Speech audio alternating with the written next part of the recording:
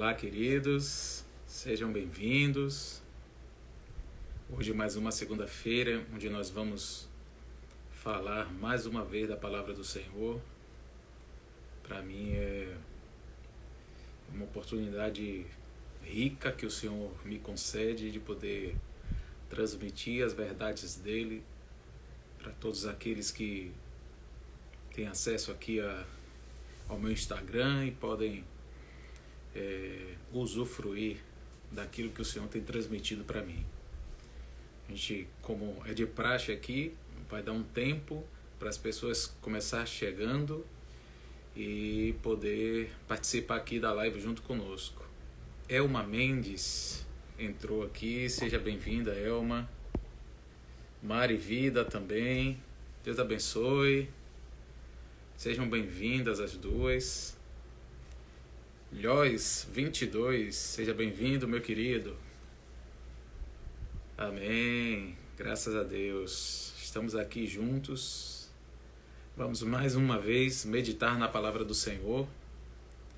A gente está seguindo aqui essa jornada, que é a jornada de busca de entendimento daquilo que o Senhor revelou para nós através da carta aos Efésios. E hoje a gente vai dar prosseguimento, já é o 5º estudo já. A gente rompeu a barreira do primeiro capítulo e agora a gente vai para o 2º capítulo, onde eu coloquei como tema dessa live: criados por Deus, criados em Cristo para as boas obras. E a gente vai entender hoje que criação é essa e que boas obras é essa que o Pai requer de nós. A gente vai continuar dando um tempinho aqui para que outras pessoas vá chegando, e eu quero aproveitar aqui a presença de vocês e dizer que nessa quinta-feira que passou eu tive a oportunidade de dar uma entrevista falando um pouco sobre o conteúdo do meu livro Vida Cristã Baseada no Evangelho, e essa entrevista foi dada a Rafael Pablo, no canal que tem o mesmo nome, né? Rafael Pablo, e foi assim uma oportunidade riquíssima, porque inclusive na entrevista ele me falou ao vivo, né, para todos, que iria fazer um papel do advogado do inimigo, e fez perguntas difíceis, mas não difíceis do ponto de vista de que a gente tinha que fazer todo um exercício para responder, mas difíceis porque normalmente são perguntas que as pessoas se utilizavam, né, para poder se refugiar num entendimento e numa vida totalmente distante daquilo que o Evangelho propõe. E aí, graças a Deus, eu pude responder lá e no final, enfim, foi uma bênção. Então, quem quiser dar uma olhadinha nessa entrevista, pode ir lá no canal Rafael Pablo, o nome é assim mesmo, canal Rafael Pablo. E lá vai ter essa entrevista. No meu canal também, Centrado em Cristo, eu coloquei alguns cortes dessa entrevista, mas aí você tem a oportunidade de assistir a entrevista inteira lá no canal do Rafael Pablo. Foi muito legal, eu espero que você goste também. Entraram mais pessoas aqui. TC de Ney Facton, opa, esse é um amigo de longas datas, seja bem-vindo, Deus abençoe. Nunes, Nelly, seja bem-vinda também.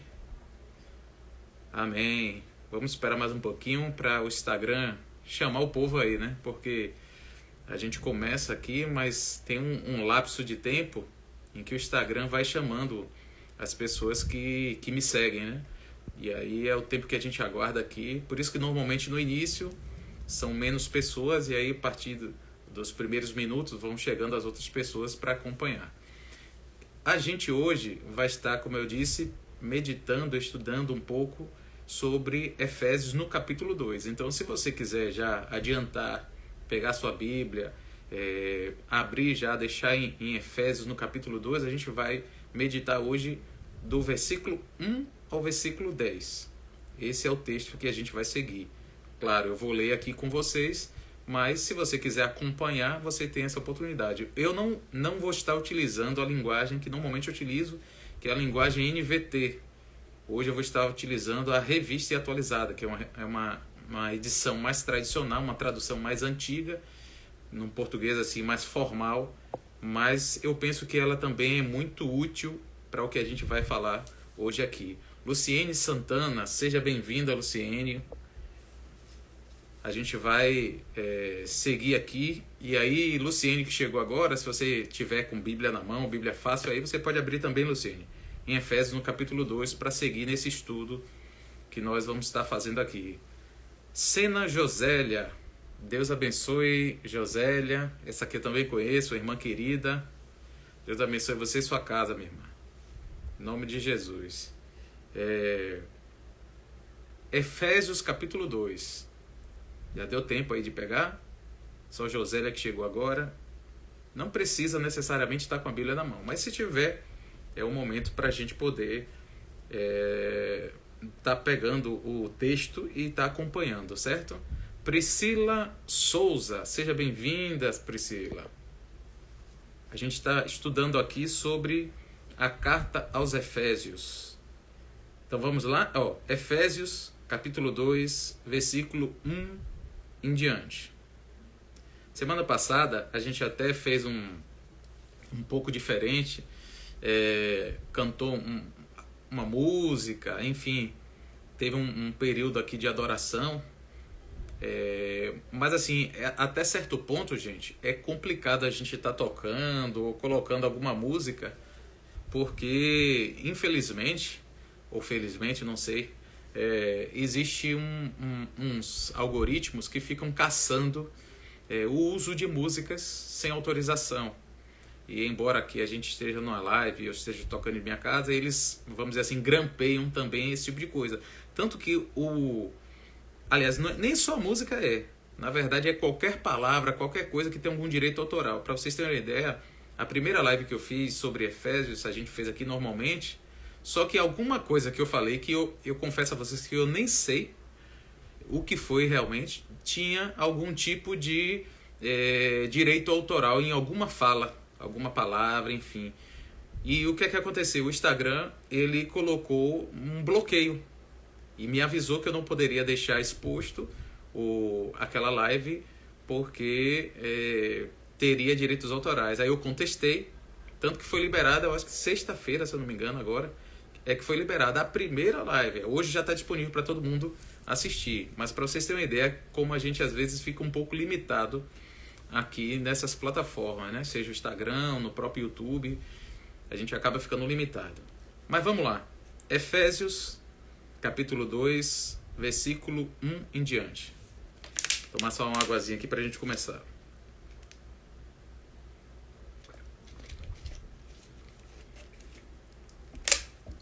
Vamos lá.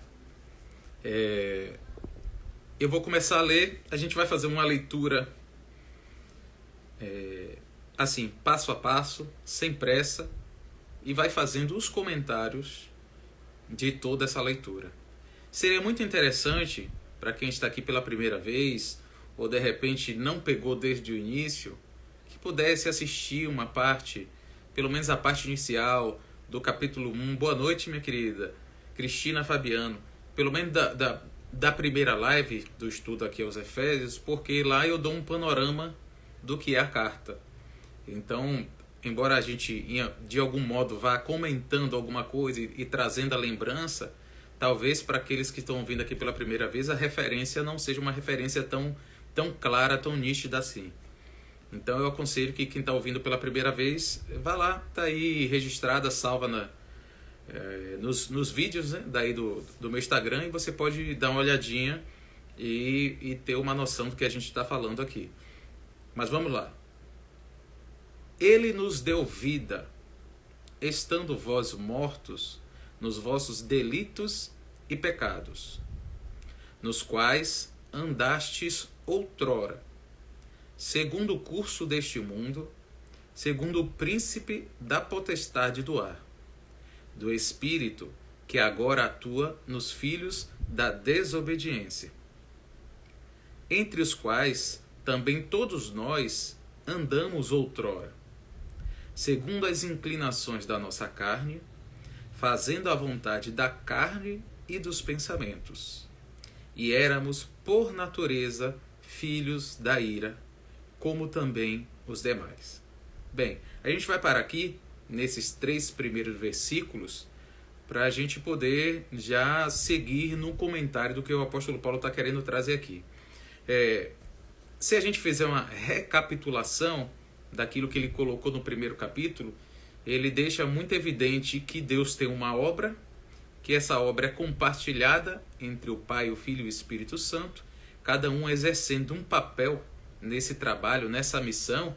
O Pai, ele elegendo e predestinando, o Filho redimindo aqueles que se perderam, e o Espírito Santo fazendo com que essa obra do Filho seja efetivamente aplicada na vida daqueles que creem em Jesus.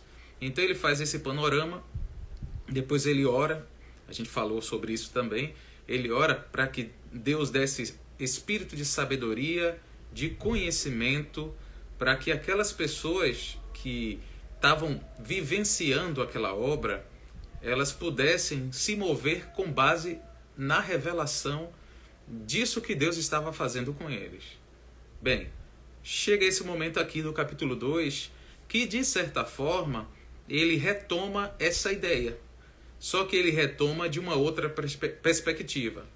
Porque no primeiro momento, no capítulo 1, o apóstolo Paulo ele traz essa ideia de que Deus tem um propósito com o homem e ele executa isso na história através da Trindade, mas ele fala muito da ação positiva, se é que eu posso dizer assim. Em que sentido? Ele mostra um propósito, uma intenção. No capítulo 2, ele já entra, propriamente dito, naquilo que foi feito naquelas pessoas.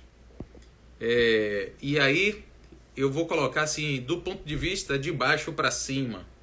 Ou seja, lidando diretamente com a questão de como estavam aquelas pessoas. Então ele vai fazendo menção sempre assim, vós, como nós, porque ele está falando de uma igreja que passou por esse processo de ser alcançada por Deus, e muitas vezes ele também se inclui, porque ele, sendo apóstolo, ele foi um apóstolo, sobretudo o apóstolo Paulo, como alguém que viveu uma vida pregressa, totalmente distante de Deus. Então ele pode se incluir tranquilamente, porque na verdade ele também passou por essa transformação. Ele está vivenciando, aliás, ele vivenciou aquilo que ele está ensinando para aqueles irmãos. Então observe, a primeira coisa que ele fala aqui no capítulo 2, no versículo 1 é: ele vos deu vida. Ele vai retomar essa ideia mais na frente, a gente vai ler nos versículos que a gente vai ler posteriormente. Mas ele fala isso, nos deu vida, e aí diz a condição de onde Deus nos deu vida. Deus nos deu vida estando nós mortos nos nossos pecados e delitos. Gente, isso aqui é assim, muito importante a gente entender. Porque, infelizmente, por causa do evangelho que se prega hoje em dia, pouco se fala sobre o que é a pessoa estar viva ou estar morta espiritualmente.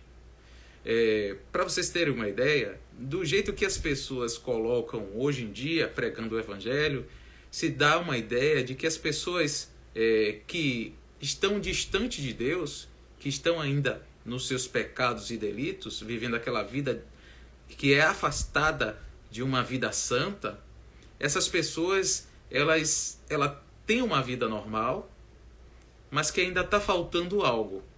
Vou dar um exemplo como é que se fala. O pessoal fala assim: poxa fulano, você é um bom cidadão, você cuida bem da sua família, você não faz mal a ninguém. Isso, é claro, eu estou falando das pessoas que estão nos pecados e delitos, mas têm uma vida moral razoavelmente correta. E aí as pessoas vão dizer assim: você assim, só falta Jesus. Então, olha qual é a medida das pessoas que muitas vezes pregam o evangelho equivocadamente. Elas colocam que as pessoas que têm uma vida moral reta, elas têm tudo e só está faltando Jesus, enquanto que, por outro lado, elas acabam dizendo que as pessoas que não têm essa vida moral, elas estão muito perdidas e precisam mais de Jesus.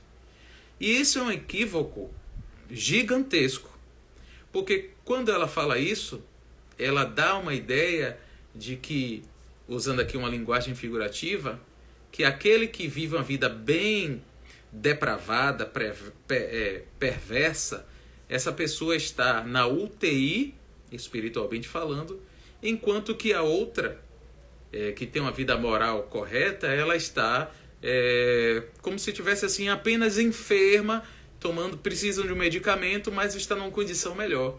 Mas não é isso que o apóstolo Paulo ensina e nem o evangelho do Senhor Jesus ensina. Jesus é muito claro. Ele diz assim: quem comigo não ajunta, espalha. Quem não está com Jesus está morto nos pecados e delitos. Não está doente, está morto.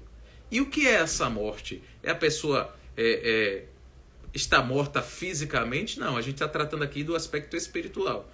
Se a gente for olhar no início da história de Adão, o que a gente vai ver? A gente vai ver que Deus tinha dito: se você comer da árvore do conhecimento do bem e do mal, você certamente morrerá. E ele comeu e não morreu num primeiro momento fisicamente. Então, que morte é essa que Deus estava falando? A morte, a palavra morte, ela significa separação. Então, quando a Bíblia diz, seja lá no Jardim do Éden ou aqui em Efésios, que o homem estava morto no seu pecado e delito, isso quer dizer que ele estava separado de Deus. Ele perdeu a sua conexão com Deus, a sua comunhão com Deus. Então o seu homem interior, o seu espírito estava morto, mas não morto no sentido de deixar de existir.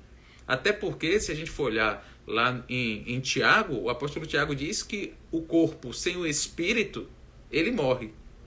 Então, quando ele está morto aqui nesse texto, ele não está dizendo que está sem o espírito, senão ele estaria morto, literalmente, fisicamente. O que é esse morto? Ele está sem essa conexão com Deus. Só que isso é um grande problema. Por que é um grande problema? Porque um morto, ele não tem capacidade de ter vida por si só.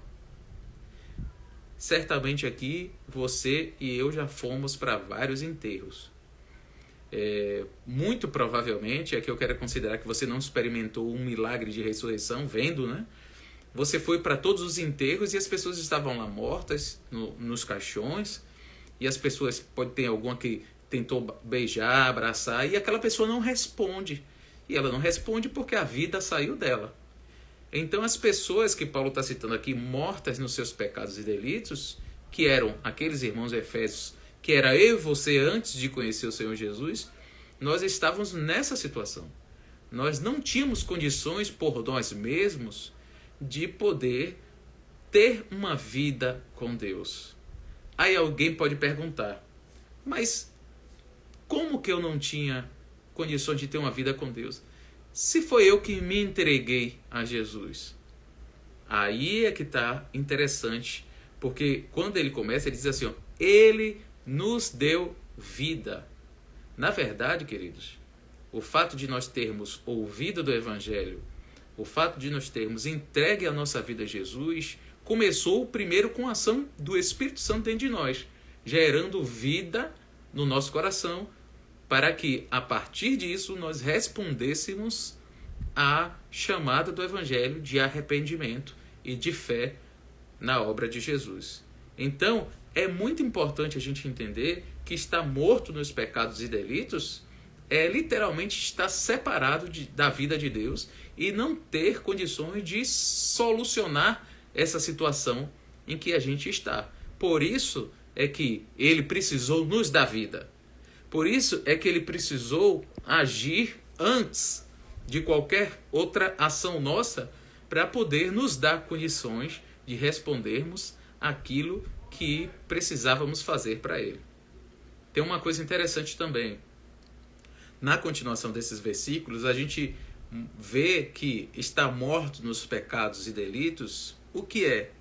Na verdade, o apóstolo Paulo coloca que essa vida de morte em pecados e delitos é a gente seguir ao espírito desse mundo, ao príncipe da potestade do ar. Na verdade, ele está falando de Satanás. Ele está falando daquele espírito que insinua e gera um tipo de tentação e conduz as pessoas a viverem uma vida atrás dos seus próprios pensamentos e dos próprios desejos pecaminosos. E aí é uma coisa bem interessante, porque normalmente a gente tem uma ideia a gente que eu digo, estou generalizando, mas as pessoas têm uma ideia de que para que o diabo atue, ele precisa aparecer. Muitas vezes, gente, o diabo não aparece. E muitas vezes esse é o grande trunfo dele. Porque ele não aparecendo, as pessoas não percebem que é a ação dele. Então todo o sistema desse mundo, por exemplo, a grande maioria das pessoas que incitam ao pecado, os cantores que a gente vê por aí, as formas de filosofia, de ideologias que levam as pessoas a pecar ou a desprezar aquilo que Deus tem de benéfico para o mundo, na verdade, eles não fazem levantando a bandeira e dizendo assim, é o diabo que está me induzindo. Cada um dá a sua justificativa. Só que qual é a grande questão? A grande questão é que, na verdade, tudo isso está sendo orquestrado por trás pelo diabo. E aí, quando Deus nos dá vida, ele nos dá justamente nos ressuscitando e nos tirando desse meio. Não só no sentido de que a gente vai sair dessa ideologia, vamos dizer assim, dessa influência, mas no sentido de que a gente vai ter a oportunidade de ter uma mente renovada. Então, se uma pessoa ela diz que se converteu, mas ainda tem um tipo de pensamento, um tipo de mentalidade, se ela ainda tem um tipo de ação que está destinada a satisfazer os seus próprios desejos carnais, a compactuar com aquilo que claramente está nas Escrituras como pecaminoso, mas que a grande maioria da população vive, na verdade, isso talvez seja um indicativo de que, de fato, ela ainda não recebeu vida, ela ainda está morta nos seus pecados e delitos. Isso é muito sério, porque, na verdade, se a gente vê por essa forma, isso tem que gerar uma reflexão. Será que eu estou tendo a minha vida seguindo os ditames do mundo, as ideologias, a forma de pensar do mundo, ou minha vida ela tem um pensamento novo, porque agora eu recebi vida, a vida de Deus?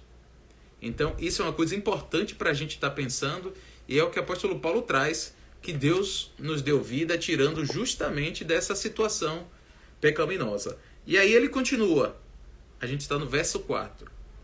Mas Deus, sendo rico em misericórdia, por causa do grande amor com que nos amou, estando nós mortos em nossos delitos, nos deu vida juntamente com Cristo.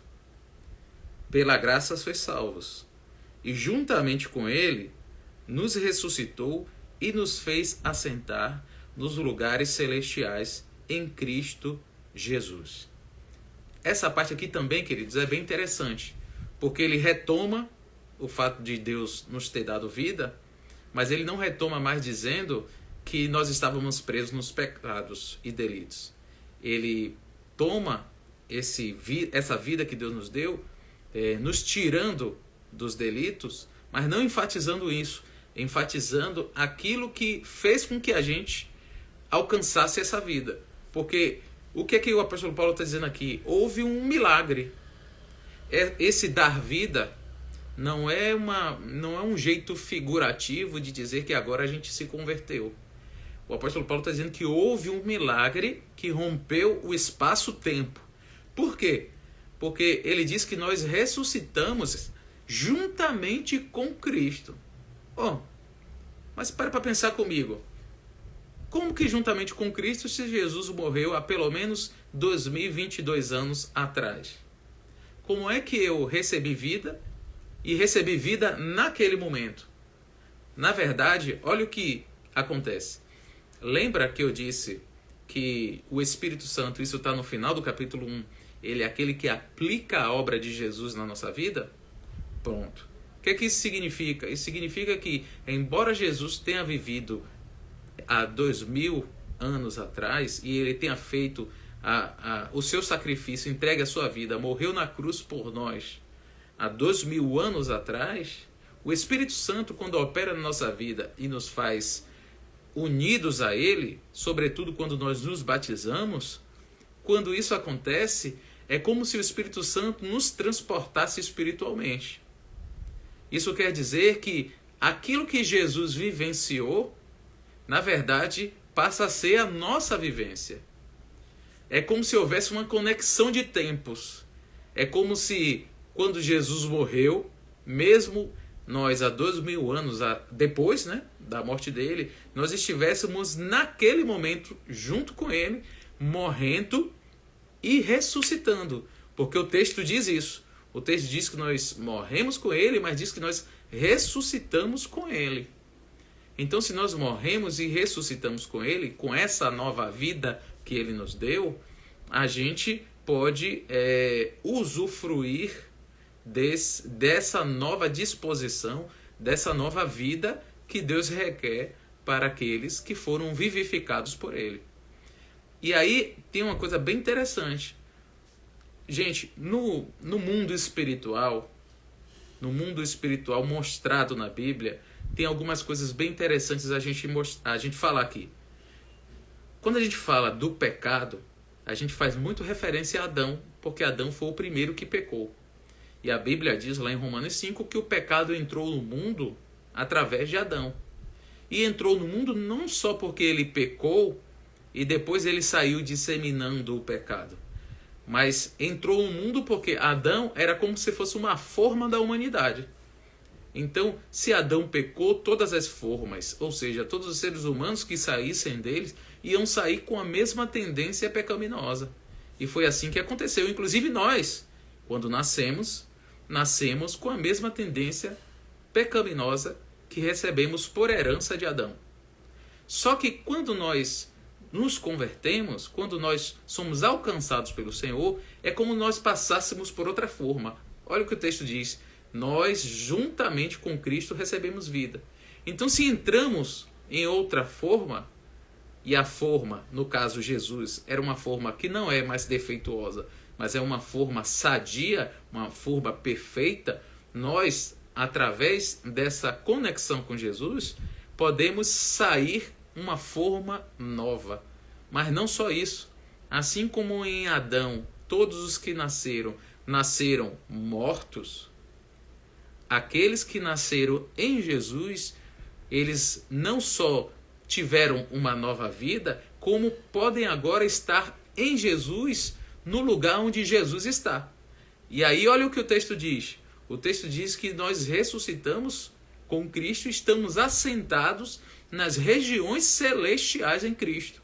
Ou seja, na verdade eu estou aqui gravando e vocês assistindo. Mas é como se eu e você ao mesmo tempo estivéssemos lá.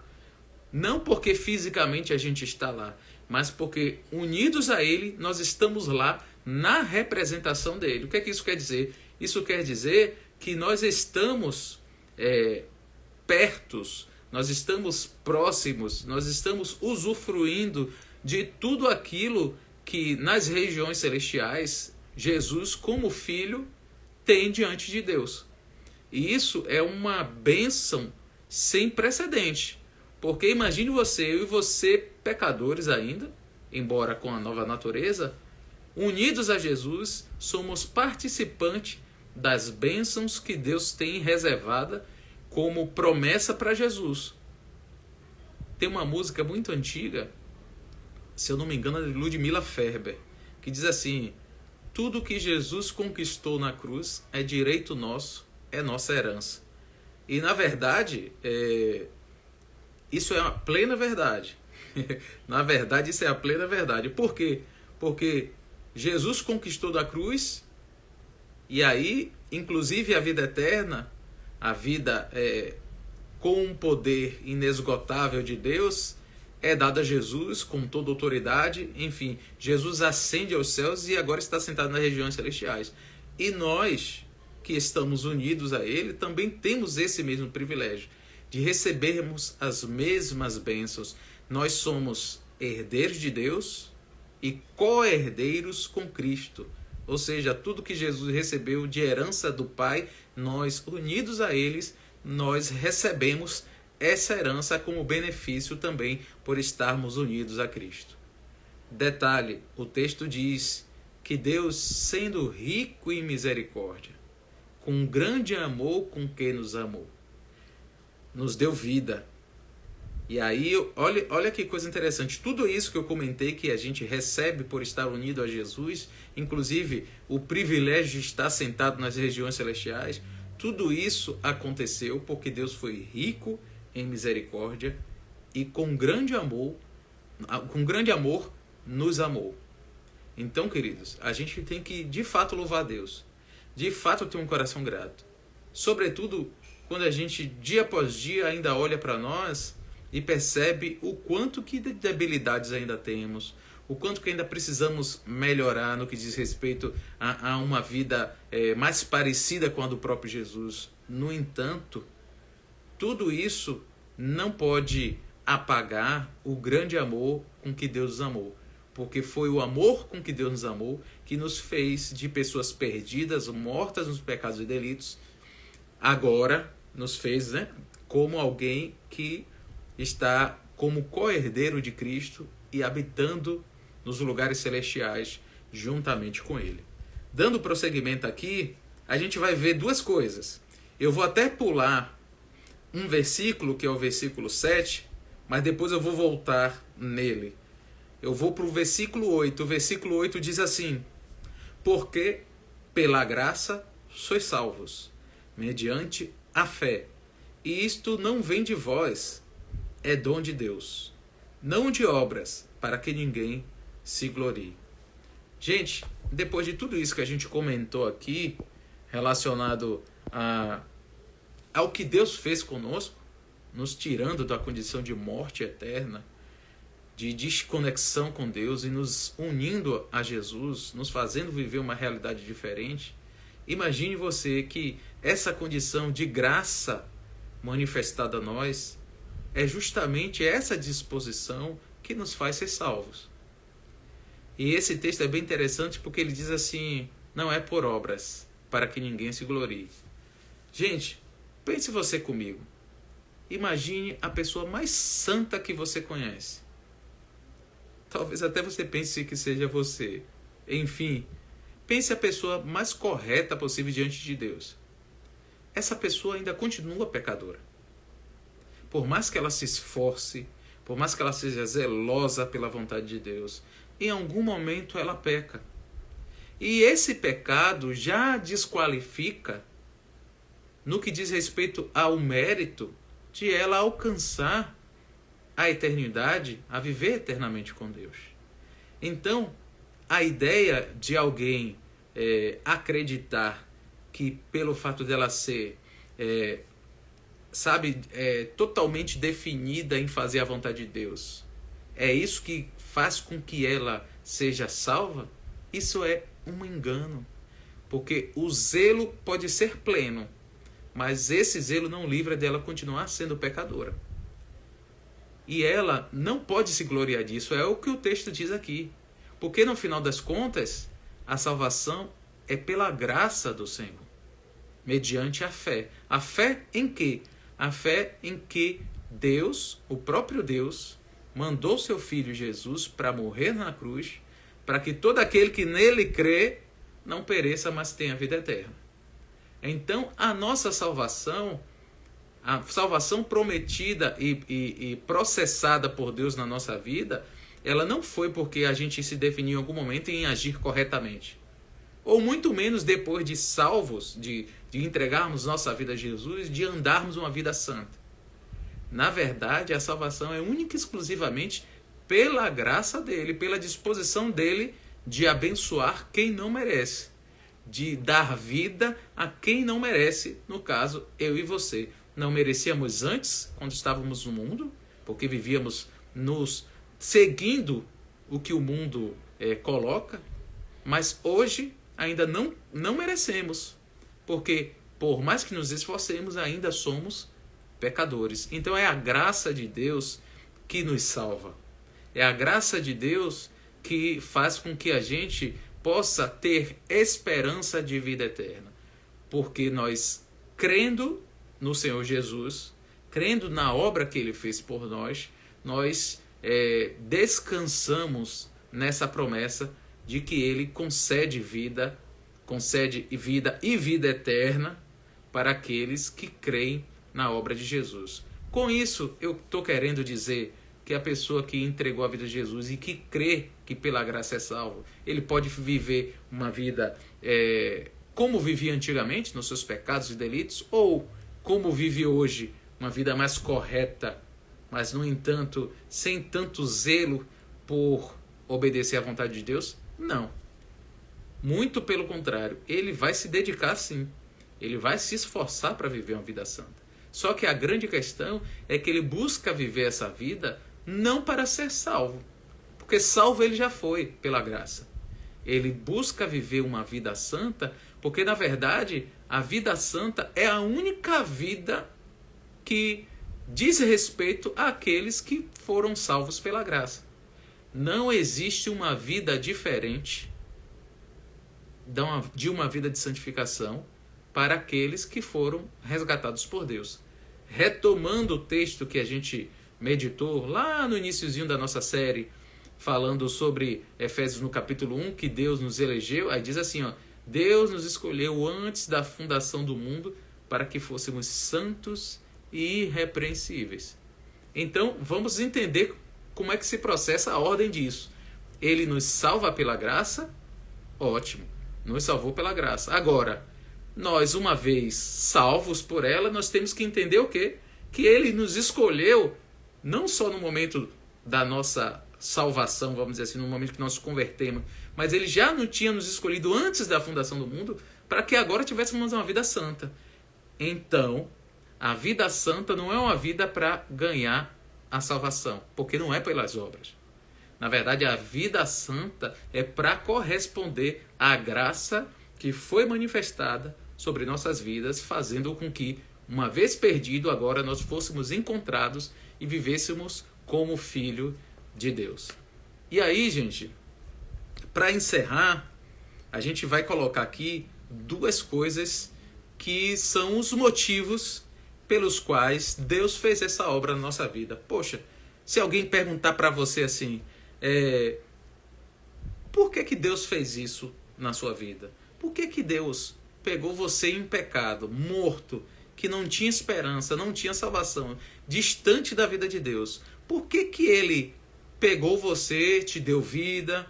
Por que Ele fez essa obra, tirando você do domínio do pecado, do domínio da mentalidade mundana, que é controlada por Satanás? Por que Deus fez essa obra toda, te dando a salvação de graça, mesmo você ainda sendo pecador? Por que Deus fez isso? A gente vai ver pelo menos dois motivos aqui no texto.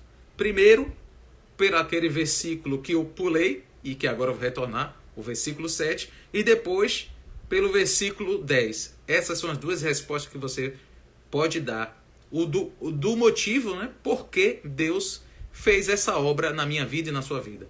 Primeiro, versículo 7. Para mostrar nos séculos vindouros a suprema riqueza da sua graça em bondade para conosco em Cristo Jesus. Gente, o que isso quer dizer? Isso quer dizer que o que Deus fez, em primeiro lugar, foi nos colocar como, eu vou citar assim, porque eu gosto muito dessa forma que eu vou te dizer aqui, como troféus da graça dele. Ou seja, através de nós, por toda a eternidade, nos séculos vindouros, Deus vai mostrar o quanto que ele é gracioso. Ou seja, imagine você, em toda a eternidade, os anjos, por exemplo, olharem para nós, e quando olharem para nós, o que é que eles vão ver? Eles vão ver pessoas cheias de méritos que conseguiram alcançar o céu? Não. Eles vão ver, muito pelo contrário, pessoas pecadoras que mereciam ir para o inferno, mas que, no entanto, Deus, com um grande amor com que os amou, manifestou a sua graça, salvando-os dessa condição. Então nós vamos ser como outdoors da graça de Deus. Toda vez que, seja os anjos, os quatro seres viventes, ou até nós mesmos, lá na presença de Deus, olharmos uns para os outros, nós não vamos ver pessoas com mérito de salvação. Pelo contrário, nós vamos ver todo o mérito em Deus, que demonstrou a sua graça, fazendo com que nós estivéssemos naquela posição de salvos em Cristo Jesus. Então, esse é o primeiro motivo, o motivo de que Deus nos coloca como brindes, como troféus, como uma exposição da sua graça, isso por toda a eternidade. Mas tem um segundo motivo, porque, observe, esse primeiro motivo, ele fala muito na direção do céu. Muito na direção de quando tudo isso aqui na terra acabar. Ou seja, Deus vai mostrar nos séculos vindouros, a gente está falando de um tempo que não é esse que a gente está vivendo aqui, de um tempo futuro. Mas o segundo motivo que Deus faz isso na nossa vida tem a ver com o tempo presente. E não tem a ver com o céu, não. Tem a ver com aqui na terra. Porque ele diz assim, ó, pois, versículo 10, é o segundo motivo. Pois somos feitura deles, ou seja, Deus nos fez como novas criaturas. Aí ele diz, criados em Cristo Jesus para boas obras, as quais Deus de antemão preparou para que andássemos nela. Vou repetir. Pois somos feitura dele, criados em Cristo Jesus para boas obras, as quais Deus de antemão preparou para que andássemos nela. Então vamos lá. Se o primeiro motivo foi para expressar a graça de Deus nos séculos vindouros, o segundo motivo pelo qual Deus ele nos deu vida e nos fez assentar nas regiões celestiais, nos fez ter essa vida em Cristo, o segundo motivo é para que aqui na terra nós pudéssemos manifestar boas obras. Boas obras porque nós fomos criados por Deus para isso. E aqui está um detalhe importante. Muita gente tem a ideia de boas obras como caridade. É a pessoa, sei lá, separar um valor financeiro e comprar cestas básicas ou doar para alguém. Na verdade, gente, boas obras que o apóstolo Paulo está citando aqui não tem a ver com caridade. Embora boas obras possa se expressar por caridade. Mas são duas coisas diferentes. E eu quero argumentar em cima disso pelo seguinte. Observe que o texto diz assim, vou ler de novo. Pois somos feitura dele, criados em Cristo para as boas obras. Mas a continuação diz assim, ó, as quais Deus de antemão preparou para que andássemos nela. Quando ele diz de antemão, o que ele está querendo dizer é que essas boas obras que Deus quer que a gente expresse, Deus ele planejou isso antes mesmo de a gente existir. O texto está dizendo de antemão. Se a gente quiser fazer referência a esse de antemão, a gente pode de repente pegar o mesmo escritor, apóstolo Paulo, só que lá em Romanos, no capítulo 8, ele diz assim, aqueles que de antemão o conheceu, também os predestinou. Ele usa a mesma linguagem, de antemão. Então, o que esse de antemão significa? Significa que, na verdade, antes mesmo de a gente existir, fisicamente aqui na Terra, já existia um propósito de Deus relacionado às nossas vidas. Então, quando o texto coloca aqui, já em Efésios, que nós fomos criados para boas obras, que de antemão ele preparou para nós, esse de antemão que ele preparou está falando do propósito eterno de Deus, que foi concebido por Deus antes da fundação do mundo, antes mesmo de existir. Essas boas obras que Deus quer que expressemos são justamente aquelas atitudes que vão em consonância, que vão de acordo, alinhada ao propósito que Deus estabeleceu na nossa vida antes dos tempos eternos. A questão é, que boas obras são essas? Observe, queridos, qual o propósito que Deus fez o homem? Quando a gente vai lá em Gênesis, no capítulo 1, versículo 26, na hora que Deus vai criar o homem, Deus disse, façamos o homem à nossa imagem e à nossa semelhança. E depois ele diz que eles frutifiquem, que eles multipliquem, que eles dominem, que eles governem. A ideia de Deus, ao criar o homem, tinha já como intenção de que o homem, sendo sua imagem e semelhança, expressasse essas características da imagem e semelhança dele em tudo que fizesse aqui na terra. Isso era boas obras. Obras que refletissem a figura de Deus. Que imagem é essa? É uma ideia que muita gente tem equivocada também. Muita gente acha que é imagem física. Não, gente. A imagem e semelhança que Deus quer que a gente manifeste, que Ele queria quando criou o homem, eram justamente aquelas características que Ele poderia comunicar ao homem como criatura. Então, Deus é amor, Deus é justiça, Deus, Ele é santo, Deus, Ele é pacífico, Deus, Ele é sábio, Ele tem sabedoria, uma série de atributos que Ele compartilhou com o homem e que era para o homem no uso, no exercício de suas missões aqui na Terra, Ele pudesse manifestar isso, a ponto de que quando as pessoas olhassem para Ele, vissem nele aquilo que eles veriam em Deus. E essa ideia, embora pareça diferente para algumas pessoas, na verdade, essa é a ideia que Jesus expressa na sua própria vida.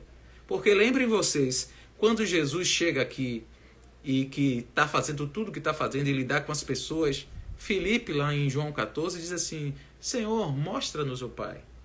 E Jesus disse: há tanto tempo estou convosco e me pergunta: mostra-nos o Pai? Quem vê a mim vê o Pai. Mas por que Jesus está falando isso, que quem vê a ele vê o Pai? Porque Jesus manifestava nas suas atitudes amor, sabedoria, graça, bondade, misericórdia. Ou seja, era como se Deus de fato estivesse fazendo aquelas coisas, só que na pessoa de Jesus. Então, voltando no conceito que a gente está falando aqui na criação do homem, Deus criou o homem para que o homem, agindo sobre a terra, ele fizesse ou tivesse atitudes que expressassem justamente Deus, a ponto de Deus estar andando aqui na terra, fazendo tudo aqui na terra, só que através do homem. Essas boas obras que mostram Deus às pessoas, é essa que Paulo está fazendo referência aqui. Que Deus criou de antemão. Deus nunca mudou o seu propósito. O propósito de Deus é que o homem expressasse a sua imagem e semelhança. Então, quando ele diz que nós somos feituras de Deus, criados em Cristo Jesus para boas obras, o qual de antemão ele preparou para que andássemos nela, ele está dizendo o seguinte: olha, o segundo motivo que Deus fez tudo o que fez na sua vida e te fez uma nova criatura é para que você agora, como filho de Deus, aqui na terra, vivesse uma vida que expressasse a glória dele, expressasse a imagem dele, a ponto das pessoas olharem para você e verem Deus em você. Pergunta que eu faço agora. Lembra que eu disse que as boas obras podem até se manifestar com caridade, mas não necessariamente a caridade é boas obras? Por quê? Tem pessoas que fazem caridade, mas elas fazem caridade não a partir da intenção de demonstrar a imagem e semelhança de Deus. Ela pode, por exemplo, fazer caridade apenas com a intenção de aparecer como alguém que faz boas obras, porque ela pode ser bem vista pelos homens. Então, essa caridade, ela não expressa aquilo que de antemão foi preparado por Deus. Agora, se a caridade ela é feita porque você, através dessa caridade, está demonstrando de coração a intenção de Deus de ser misericordioso com alguém que precisa da sua ajuda, aí sim é uma boa obra. Então, o que é boa obra, queridos? Boa obra é tudo aquilo que você faz que aponta para que as pessoas vejam isso e digam assim: realmente é Deus na vida de você, na vida de fulano, na vida de ciclano. Essas são as boas obras. A partir dessa intenção, a partir dessa disposição de fazer tudo para o bem dos outros, mas apontando para Deus, a partir disso é que as boas obras acontecem. E digo mais, a partir disso é que Deus é glorificado na nossa vida. Preste atenção em que Jesus disse. Jesus diz assim, lá no Sermão do Monte: vós sois o sal da terra, e vós sois a luz do mundo. Não se pode esconder uma cidade edificada sobre um monte, nem se acende a candeia e se coloca debaixo de um velador. Ele diz que as pessoas deveriam ver as boas obras desses discípulos que são sal da terra e luz do mundo, e eles vendo as boas obras, eles glorificariam o Pai que está no céu. Então observe que a linha de entendimento é a mesma que o apóstolo Paulo está trazendo aqui. Na verdade, Deus quer que a gente manifeste essas boas obras, que são as obras das mais diversas possíveis. O jeito de você se comunicar com as pessoas, o jeito de você cuidar do próximo, o jeito de você lidar com seu filho, o jeito de você lidar com sua esposa, o jeito de você lidar com o chefe, com seu colega de trabalho, na faculdade, o jeito de você se expressar num relacionamento afetivo. Tudo que você fizer, se isso demonstra Deus às pessoas, isso são boas obras. E é isso que Deus espera, é isso que Deus de antemão preparou para que a gente vivesse. E que a gente deve viver como aqueles que foram vivificados por Ele. Tá ok? Gente, que a gente não perca isso de vista. Tudo que Deus fez para nós não foi para ficar preso em nós. Pelo contrário, porque dele, por Ele e para Ele são todas as coisas. Glória, pois, a Ele. Amém. Deus fez tudo o que fez para que o seu nome fosse exaltado nos séculos vindouros, para que sua graça fosse manifestada, mas também para que a sua vida fosse compartilhada aqui na terra. Por isso, o nosso compromisso com aqueles que foram colocados em Jesus, que foram salvos pela graça, não é apenas de agora estarmos na expectativa de que Jesus volte e a gente vai para o céu. Muito pelo contrário. A nossa expectativa deve ser de que, esperando Jesus voltar para nos buscar, façamos tudo aquilo que glorifique o nome dele aqui na terra. E isso quer dizer boas obras que expressem Deus para as pessoas. Gente, que bênção, né? Que glória a gente entender isso. Uma das coisas que eu fico mais pensativo, e inclusive hoje eu estava pensando, é que muitas vezes na igreja, e aqui eu estou generalizando, na igreja como um todo, o corpo de Cristo sobre a terra, ainda falta muito do entendimento do que para que Deus nos chamou. As pessoas ainda estão muito presas à questão de que agora Deus me chamou porque eu vou viver uma vida abençoada, porque Deus quer restaurar o meu casamento, ou porque Deus quer me tirar do vício. Gente, tudo isso é apenas um caminho. Não é o objetivo final. O objetivo final é a glória dele. E que bom que a gente tem entendido, através das Escrituras e através desse estudo aqui da Carta aos Efésios, que Deus tem um propósito e que ele é glorificado quando nós nos aliamos a esse propósito. Gente, muito obrigado pela presença de vocês. Foi muito bom. Eu confesso que esse assunto me deixa muito animado, porque de fato eu me sinto como que agraciado. Eu sinto a bondade de Deus, a misericórdia de Deus. E relembrar essas coisas, para mim, sempre é um prazer. Porque quando eu relembro dessas coisas, eu também relembro do quanto que Deus não só foi, mas tem sido bondoso e generoso comigo todos os dias, me mantendo nessa graça. Que Deus possa te abençoar, que essa sua semana seja uma semana de muita graça, de muita vitória, mas não vitória no que diz respeito a você ficar na expectativa de que os seus problemas vão ser resolvidos, mas vitória no sentido de que, independente do que acontecer, você vai estar arraigado, preso, firmado no amor, na graça de Deus para com sua vida. Que Deus te abençoe. Segunda-feira que vem tem mais, vamos dar prosseguimento, se Deus permitir. Eu peço até, assim, aqui é um pedido que eu faço a vocês, muitos que participam da live ainda não acessaram o meu canal no YouTube. No YouTube, gente, eu tenho um canal com o mesmo nome, Centrado em Cristo. Se você não é inscrito, aí eu peço a você que você vá no YouTube, procure lá Centrado em Cristo, você vai ver uma foto igual essa foto daqui do Instagram, você vai lá e se inscreve, indica o canal para que outras pessoas possam se inscrever. E por que eu estou pedindo isso? Gente, eu não estou pedindo isso para promoção pessoal. Minha intenção não é ser um youtuber famoso para ganhar dinheiro. Na verdade, minha intenção é de que quanto mais pessoas se inscrevam, muito mais pessoas compartilhem daquilo que é colocado tanto aqui no Instagram como lá no YouTube, mais pessoas possam estar sendo alcançadas pelo Evangelho do Senhor.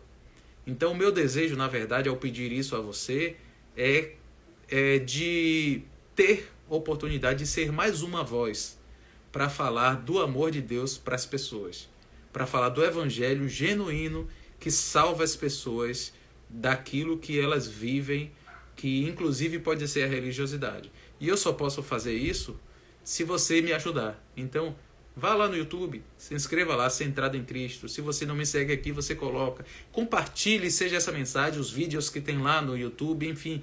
Tudo que você puder compartilhar para que outras pessoas conheçam, faça isso. Porque no final das contas, Deus pode usar esse material como instrumento para alcançar outras pessoas. Gente, que Deus te abençoe. Até a próxima. Segunda-feira que vem tem mais. Tchau.